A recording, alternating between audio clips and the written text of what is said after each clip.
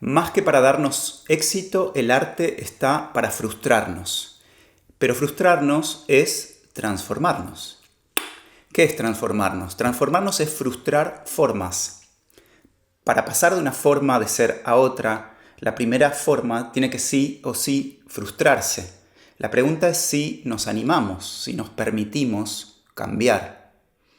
Porque a veces creamos cosas, pero no queremos que las cosas que creamos nos cambien. Entonces finalmente no estamos creando nada, porque crear algo nuevo, es recrearnos, es volvernos nuevos. No podemos crear algo nuevo sin devenir nuevos. No podemos transformar el mundo sin transformarnos. Suzy Shock lo sintetiza así: para dar luz hay que prenderse fuego. Y sí, para renovarnos, para cambiar, necesitamos sí o sí prendernos fuego. Quemar las imágenes que tenemos de nosotros mismos, pasar por desilusiones, desilusionarnos, decepcionarnos, frustrarnos, digamos, morir, pasar por muertes. Esta es una idea que para mí es muy importante. Crear una obra de arte implica no solo crear la obra de arte en sí, sino también crear un nuevo modo de crear. No podemos crear una obra nueva sin crear un nuevo modo de crear. Si creamos una obra nueva sin crear un nuevo modo de crear, para mí lo que estamos haciendo es, más que crear, producir en serie. Si la obra no nos transforma, y si la obra no transforma, aunque sea mínimamente, nuestro modo de crear, para mí estamos meramente produciendo en serie. Aunque cambien los contenidos, aunque cambien las historias, aunque cambien los detalles de lo que producimos, si estamos produciendo de la misma manera, no estamos realmente creando. ¿Sí? Esto no significa que como artistas no podamos tener métodos, formas de trabajar, maneras en que hacemos las cosas, rutinas que sabemos que nos sirven, etc. Lo que significa es que en algún nivel, aunque sea mínimo, algo en nuestro modo de pensar el arte, de vivir la experiencia de la creación artística, con cada nueva obra se modifica, se renueva. Y por lo tanto nos modifica y nos renueva. ¿Sí? Humberto Eco, en su libro Obra Abierta, escribió, es un libro creo que de 1962 o algo por ahí, es de hace muchos años. Él escribió en Obra Abierta que lo primero que dice una obra lo dice por cómo está hecha. Lo primero que dice una obra lo dice por cómo está hecha. Aunque no lo podamos racionalizar cuando vemos una película, lo primero que vemos es una forma de producción, una manera de pensar el estar juntos, el crear juntos. ¿Sí? Esta es una idea del cineasta Eric Rohmer, que la recupera el cineasta contemporáneo Jonás Trueba, que dice que la idea es que el estilo de una película está definido por el diseño de producción. El estilo de una película está definido por el diseño de producción. ¿Se entiende? La forma en que se diseñó la producción de una película define su estilo. La producción de una película es la manera en que el proyecto se lleva adelante, en la manera en que las energías humanas y no humanas se organizan para que el proyecto pueda realizarse. ¿Sí? La manera en que se diseña esa organización, que llamamos producción, define el estilo de la película. ¿Sí? Es una idea curiosa. La película Set de Mal, por ejemplo, la famosa película de Orson Welles, que tiene ese famosísimo plano secuencia de varios minutos que abre, es la introducción, la apertura de la película es un plano secuencia, es decir, una toma que no corta por muchos minutos. Según leí hace poco, me enteré hace poco, que se debió la decisión estética a una razón económica. Supuestamente, según leí, no tenían dinero para el montaje y para ahorrar en montaje, en la edición, decidieron hacer una toma larga. Finalmente, esa toma larga se transformó en uno de los planos más famosos de la historia del cine. ¿Sí? Entonces una supuesta frustración en lo económico devino en estilo. Una decisión de producción que deviene en estilo. Otro caso famoso es el de Apocalipsis Now, la película de Coppola, me olvidé el nombre. Apocalipsis Now de Coppola, según cuentan, Marlon Brando no se aprendió las letras del guión y entonces iban improvisando y hay quien dice, hay algunos críticos que dicen que cierto tono alucinado que tiene la película y esos momentos de monólogo del personaje de Brando tienen que ver con que él no se sabía las letras. Por no saberse las letras hay algo más ensoñado, más alucinado, entonces algo del estilo de la película, de la textura estética de la película, fue consecuencia de una situación de producción, que es que el actor no se había aprendido las líneas. El actor, director y docente de teatro Alejandro Catalán, este es su libro Actores Sueltos, que es un libro muy lindo, él propone algo parecido, dice que lo más importante de una obra no es tanto la obra en sí, sino el tipo de encuentro que esa obra propone y genera. ¿Sí? Miren estas dos citas, uno de la página 43 del libro Actores Sueltos, que lo recomiendo mucho.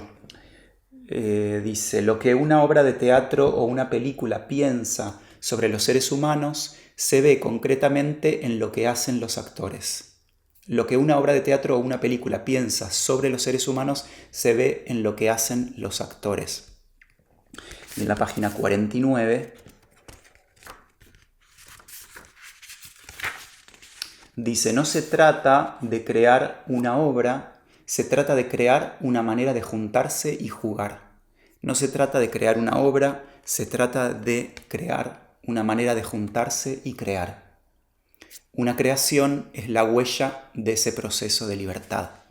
¿Sí? La creación como una huella. Lo que propone Catalán es que la obra es un rastro, una huella de un proceso creativo, un proceso de aprendizaje colectivo, un proceso de juego libre, de exploración acerca de cómo nos encontramos.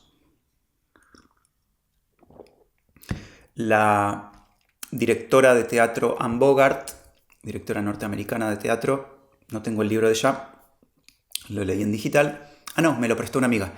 Ella, Anne Bogart, dice algo parecido, dice algo así como que una obra de teatro es una propuesta de sociedad. La obra de arte como una propuesta de sociedad, una manera del estar juntos. Muchas veces, esto es interesante, muchas veces con nuestras obras queremos hacer propuestas de sociedad, pero muy en el plano de las ideas. Queremos decir cosas importantes, profundas, incluso saludables y libertarias y revolucionarias, pero olvidamos atender a cómo nos organizamos grupalmente, a cómo también lo que nos pasa por dentro ni hablar, pero sobre todo a cómo nos organizamos grupalmente para poder decir esas cosas importantes que queremos decir. Y muchas veces sucede, y cuando sucede me parece que sucede de forma inconsciente, que es que sin darnos cuenta reproducimos en el interior de nuestros colectivos de creación aquellas maneras que cuestionamos en el contenido de nuestros relatos. Salió el sol. Sí, muchas veces lo que queremos decir en el interior de nuestros relatos y de nuestras obras, lo que queremos decir como un mensaje, muchas veces cuestionamos cosas que no las cuestionamos en nosotros creando esos mensajes.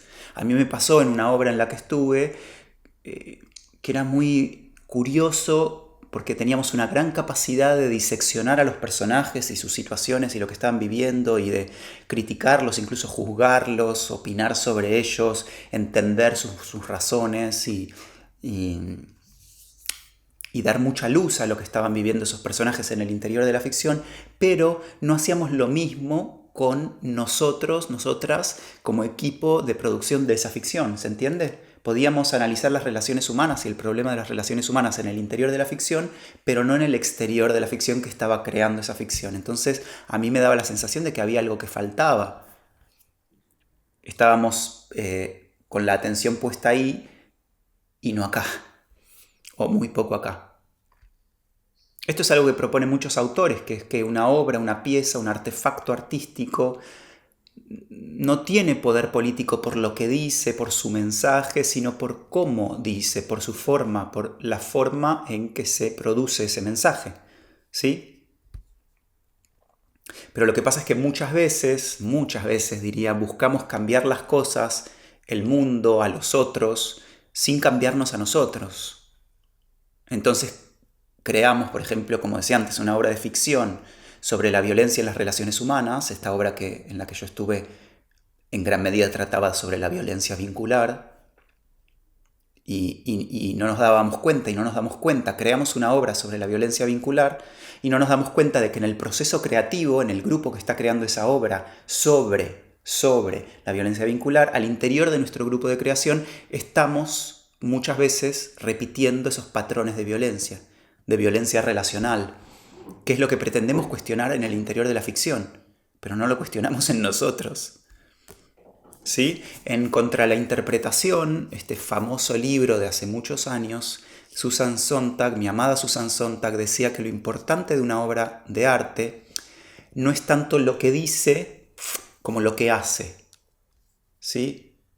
Más allá del mensaje intelectual, racional, una obra de arte tiene el poder de transformarnos, de tocarnos, de empujarnos si se quiere, de transformarnos. Y transformarnos de nuevo implica frustrar nuestras formas viejas de ser, de mirar, de pensar, de percibir.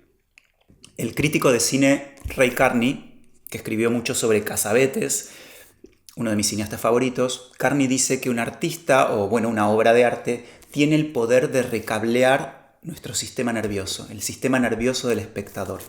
¿Sí? Cuando creamos un nuevo grupo con la intención de llevar adelante un proyecto, cada quien llega con sus formas de trabajar, sus formas viejas, anteriores, previas de trabajar, de pensar el arte, su autoimagen de artista, lo que piensa sobre el arte, sus recursos, sus herramientas, etc. Y lo que propone Catalán, y que estoy de acuerdo, es que para que haya encuentro, para que haya... Esther es un caballo que nos encontramos en un estacionamiento de Los Ángeles, creo, hace muchos años cuando fuimos a grabar nuestra serie Trama. Se llama Esther y nos acompañó en todo el viaje. Y aquí está porque lo uso para hacer foco. Lo pongo acá y me voy a la cámara y hago foco. Lo que propone Catalán es que para que haya encuentro, verdadero encuentro, esos recursos, esas formas con las que llegamos, esas herramientas, esas maneras previas de trabajar que cada quien trae, tienen que desajustarse, tienen que abrirse, tienen que frustrarse. El encuentro con lo otro, con el otro, para que el encuentro sea un encuentro, tiene que sí o sí frustrar nuestra identidad.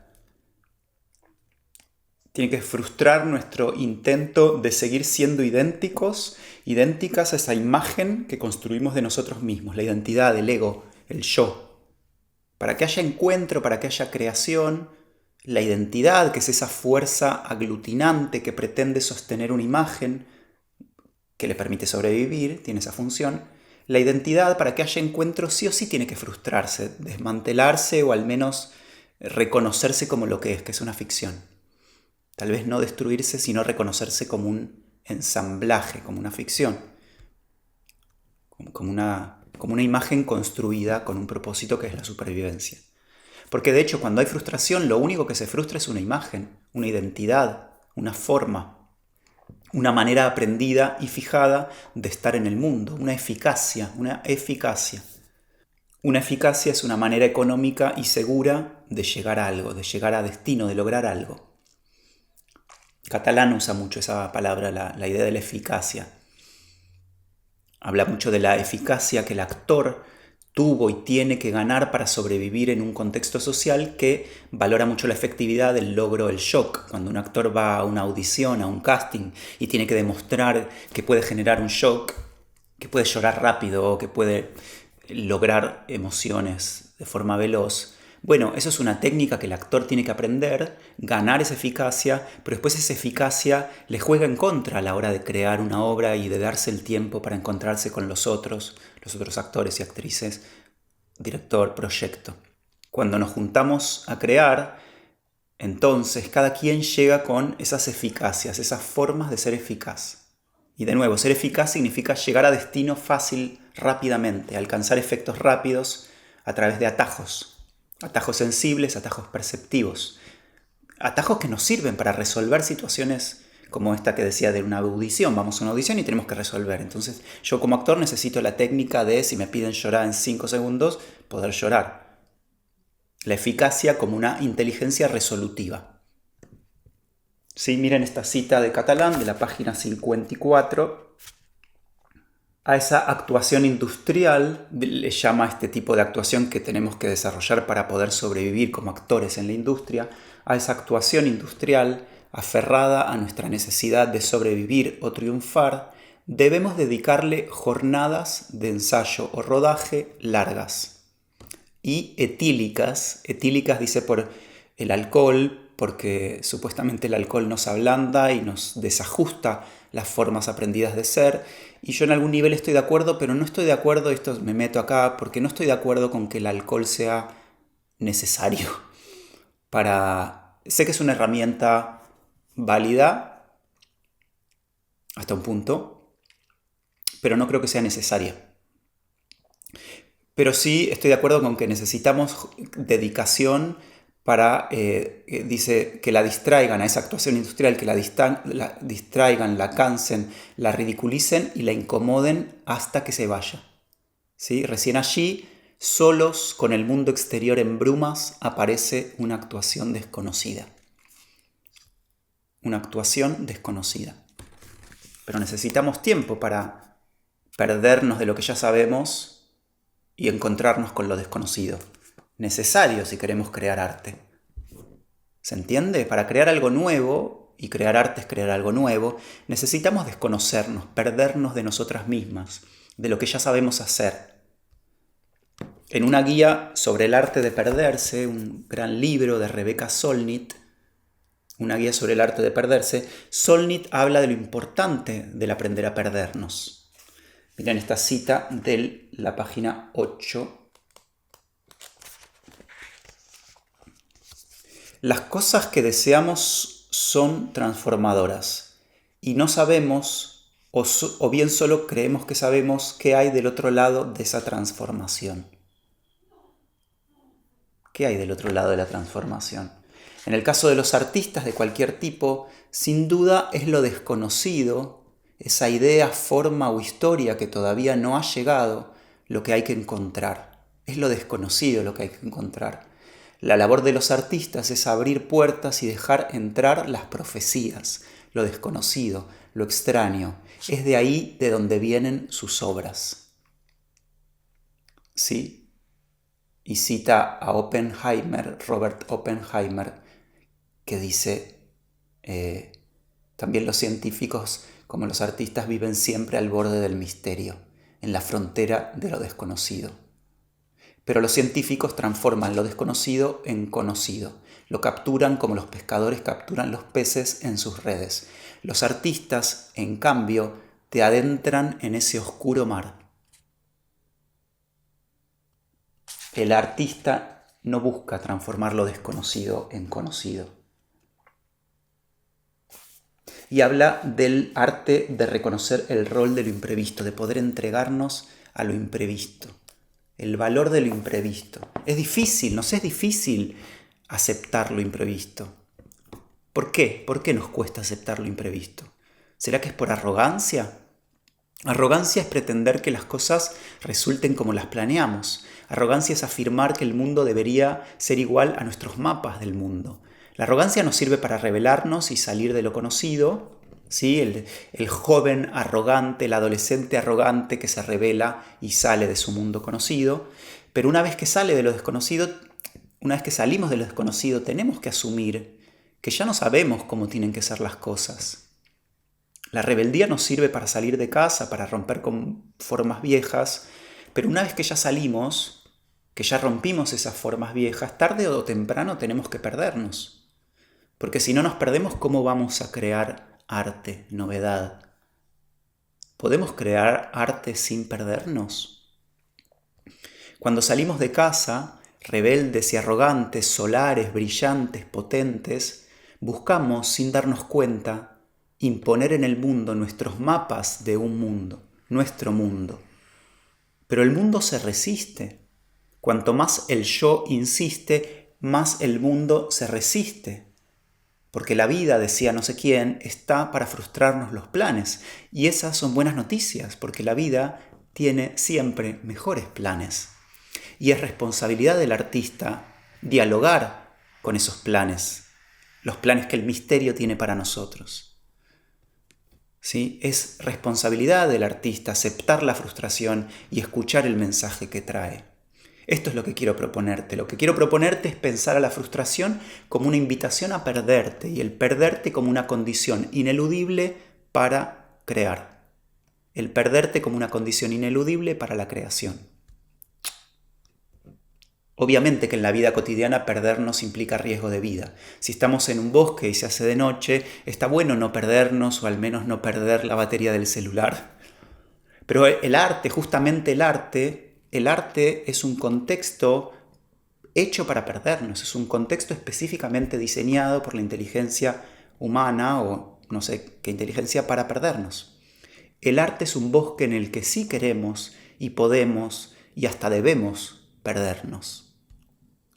Si no, ¿para qué hacemos arte? Si no es para perdernos y desconcertarnos y desconocernos y así descubrir algo nuevo, ¿para qué hacemos arte?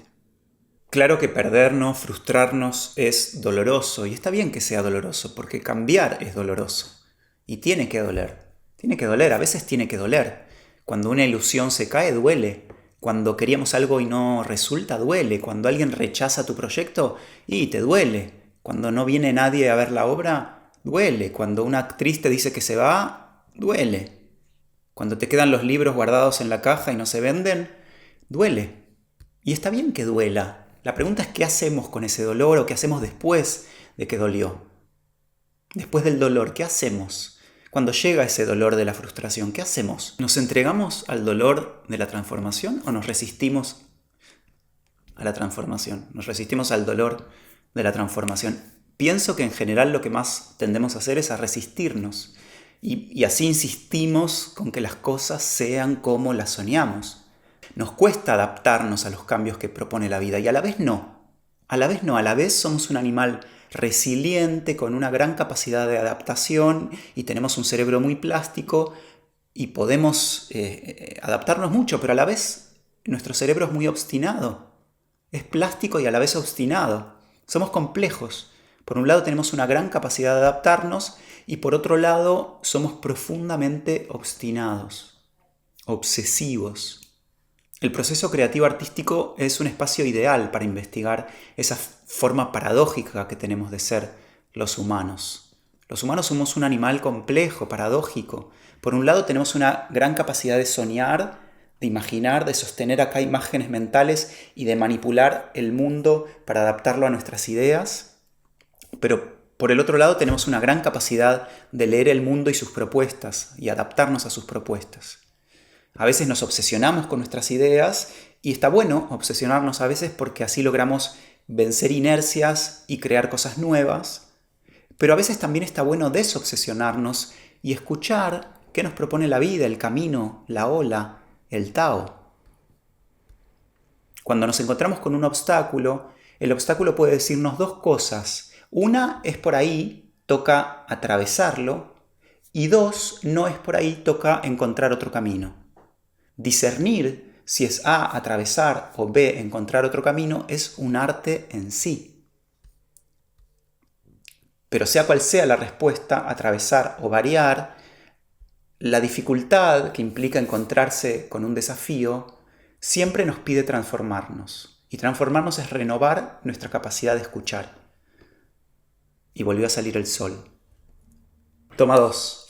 Qué frustrante estar haciendo un video y haber seteado toda la luz para un día de nube y que de repente la nube se corra y salga el sol y no pueda hacer el video tranquilo, como si hubiera que hacer el video tranquilo. Tranquilo, ¿qué es tranquilo? ¿Por qué no me puedo ir adaptando a la variación del sol? Bueno, los estudios de filmación en la historia del cine en gran medida fueron creados para controlar la situación climática, para controlar todo lo posible, incluso el clima. Obviamente que no podemos controlar todo lo posible y lo imposible, porque la actriz enferma o el actor no se aprendió las líneas, como Brando, y bueno, hay que adaptarse, y la creación artística en gran medida es ese diálogo con lo imprevisto. ¿Sí? Y ahora el sol se fue, y se oscureció, y tengo que volver a la cámara a abrir el diaph. Si googleás la palabra frustración, la mayoría de las imágenes que aparecen son estas. Gente con computadoras cerradas, muchos papeles, mucha gente agarrándose la cabeza. Te invito a googlear frustración o frustration o frustrado y la mayoría de las imágenes que aparecen son este tipo de imágenes. Porque claro, ¿qué hacemos con las ideas que teníamos cuando la cosa se frustró? No aparecen imágenes de apertura o de alguien recostándose en el campo y escuchando el universo, a eso es a lo que nos invita la frustración y esa es mi propuesta. ¿Sí? A renovar la manera en que pensábamos que debían ser las cosas. Renovarnos, transformarnos es frustrante. La pregunta de nuevo es, ¿qué hacemos con la frustración? Y mi propuesta es que necesitamos desarrollar diálogos más amables y creativos con la frustración. Con la frustración que sentimos cuando lo que hacemos no funciona, cuando el sol sale o se pone y no podemos hacer el video como queríamos. La frustración que sentimos cuando lo que pretendíamos no llega, no resulta, cuando nadie nos escucha, cuando nos miramos al espejo y no podemos más que decir esto no está resultando como debería. Yo estuve ahí muchas veces, diría que un maestro de la frustración. Por alguna razón en mi vida el tema de la frustración es muy importante. De hecho escribí un libro que se llama La humanidad está frustrada, que te invito a descargártelo. La humanidad está frustrada, la celebración comienza, es el subtítulo. Que esa es la parte que no registramos, que es que la frustración implica una posibilidad de una celebración mayor. Yo estuve muchas veces ahí y vengo estudiando el tema de la frustración hace mucho, porque hace mucho que registro que es recurrente en mí encontrarme con qué hago con esta frustración, con este creer que algo está mal en mí. Cuando algo me frustra, tiendo a creer que algo está mal en mí o en lo que hago, en lo que hacía. Y tiendo a creer que si no tengo éxito es porque fracasé y por lo tanto soy un fracasado. Un loser, la imagen del loser, ¿sí? Las cosas que nos pasan se vuelven adjetivo, se vuelven etiqueta, imagen, autoimagen. Es muy importante registrar qué autoimagen tenemos como artistas para poder frustrar esa autoimagen, porque solo en tanto frustramos, es decir, permitimos que la imagen que tenemos de nosotros mismos en tanto artistas se modifique, solo en esa medida en que permitimos modificar la forma en que nos vemos y vemos el mundo, es que pueden suceder cosas nuevas en nuestro mundo.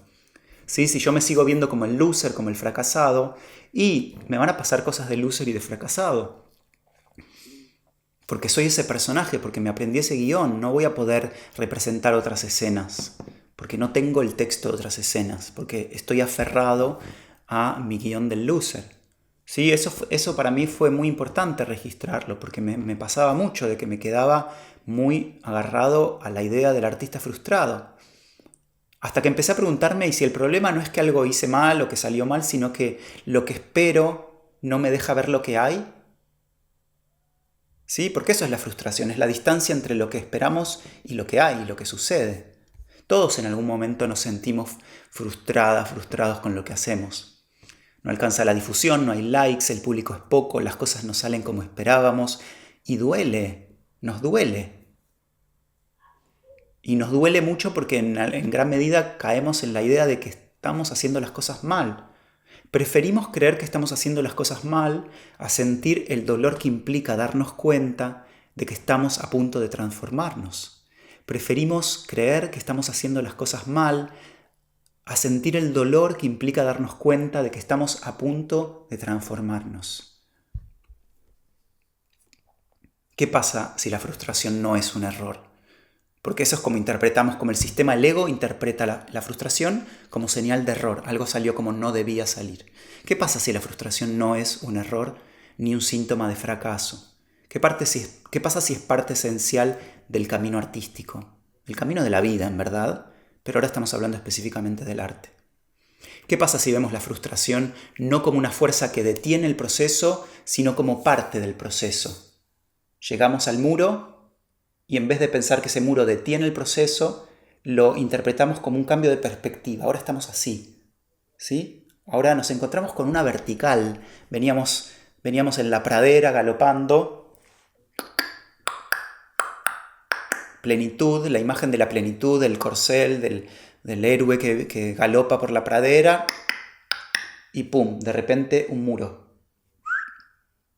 Intentamos subir, pero no se puede. Bueno, paciencia, es un cambio de perspectiva. que nos permite reconocer que el muro es una pista de baile más. Gracias, Esther. ¿Qué pasa si el verdadero trabajo del artista no fuera evitar la frustración, sino usarla? Porque no podemos vivir intentando no frustrarnos. Es muy agotador, es muy poco creativo. Y el arte justamente puede ser eso, puede ser como práctica eso, una tecnología para frustrar las formas fijas del pensamiento y de la percepción. Una forma de frustrar estereotipos, ideales, mandatos, una forma de romper las certezas que nos aprietan.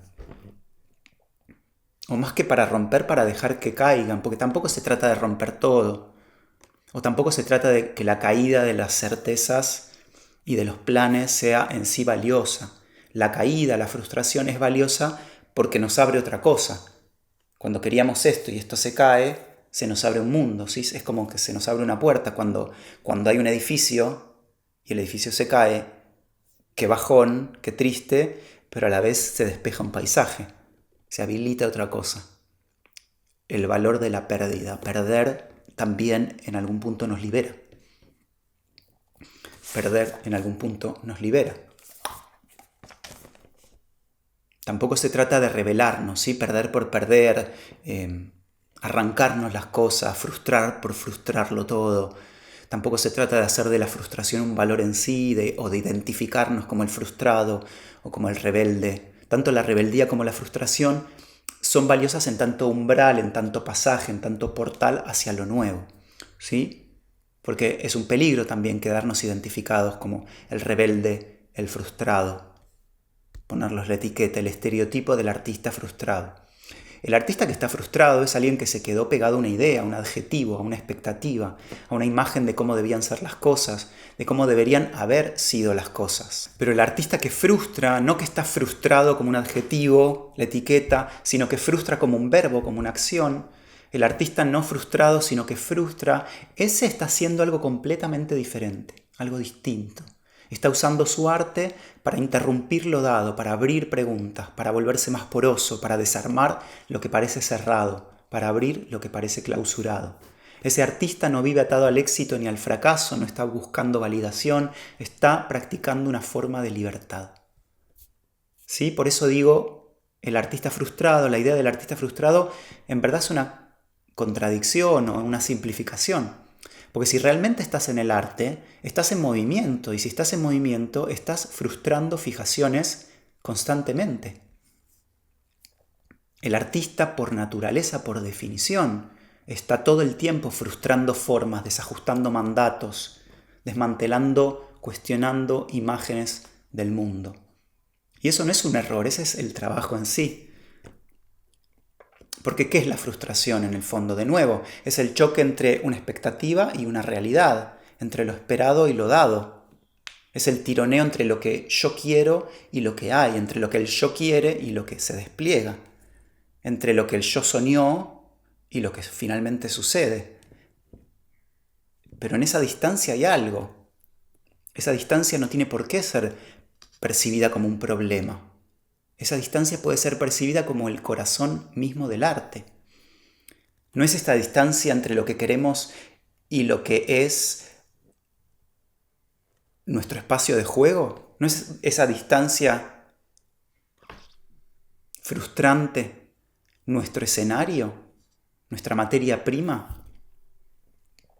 El arte, como lo veo hoy, no está para cumplir expectativas, sino para frustrarlas, para mostrar lo arbitrario de las expectativas, para abrir bordes, para desorganizar lo que parecía fijo, para complejizarnos, para sensibilizarnos, para abrirnos a inteligencias más amplias, ¿sí? Para sensibilizarnos. Sensibilizarnos es abrirnos a inteligencias más complejas, más amplias.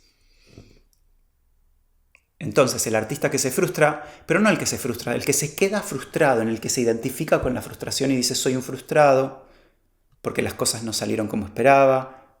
Bueno, ese artista está jugando el viejo juego todavía. Todavía está atado a un ideal. Todavía no ve, no reconoce que la frustración es solo un cartel que le dice se viene algo nuevo, se vienen otras posibilidades, tenés la posibilidad de transformarte. La frustración es una señal que nos invita a la transformación, a la detención, a la escucha y por lo tanto a la transformación. ¿Sí? Si el artista frustrado es el que se quedó pegado al juego viejo, el artista que frustra, el que usa el arte para interrumpir formas viejas y transformarse y transformar, ese está haciendo otra cosa, está practicando una forma de libertad. En su texto No entender, Beatriz Arlo propone que el arte no afirma, no está para afirmar, que el arte es una tecnología más de negación que de afirmación. El arte, cuando es arte, no da certezas. El arte es una práctica que nos devuelve movimiento, variabilidad, vitalidad, vibración, incertidumbre, intensidad, desconcierto. Nos devuelve presencia, presente. Si el artista vive para el éxito, no es artista. Pero si vive para fracasar y para identificarse con la imagen del artista fracasado, tampoco, porque ya está actuando desde una forma conocida, desde un guión conocido. El verdadero artista, como una idea lo propongo, no está frustrado.